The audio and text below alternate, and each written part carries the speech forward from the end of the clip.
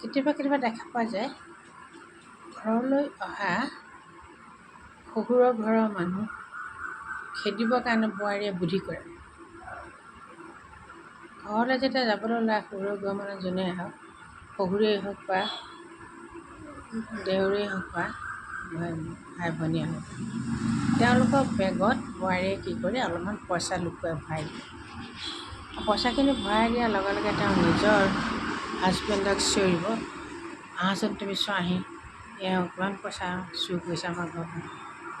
হাজবেণ্ডে একো বুজি নাপায় চালাক বোৱাৰীৰ কথা, আহি পেলাই চাই যে সোধে কিয় পইচা তুমি দিছা, তেতিয়া ক'বলৈ কি আছে, তেতিয়া ক'ব কিন্তু ভগৱানো আছে নহয়, শহুৰেকে বা যোনেই নহওক তেওঁলোকৰ বেগত ভৰাই দিয়া পইচাখিনি পটাপট উলিয়াই বোৱাৰীয়েকৰ বেগত ভৰাই দিয়ে।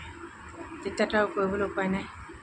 যেতিয়া শহুৰকক ধৰে তেতিয়া কয় যে মই কাৰো পইচা নিয়া নাই। গোটেইকে উপায় নাপায় বেগ চেক কৰিবলৈ গৈ চেক কৰিলেতো ধৰা পৰে তেওঁৰ বেগত নাই, কিন্তু কাৰ বেগত হ'লে বোৱাৰীয়েকৰ বেগত। গতিকে সেইবোৰ ইমান সৰু কথা, সৰু কামত লাগি ঘৰৰ মানুহক খেদাই বুদ্ধিবোৰ খুব বেয়া। এনেকুৱা বুদ্ধি নকৰাই ভাল। বুদ্ধি কৰি ঘৰৰ মানুহক তেনেকৈ খেদিব নাপায়, এইবিলাক বৰ বেয়া বুদ্ধি। এনেকুৱা বোৱাৰী সঁচাকৈ সমাজত থাকিলে উন্নতি কাৰো নহয় বা সম্পৰ্ক কেতিয়াও বাচি নাথাকে।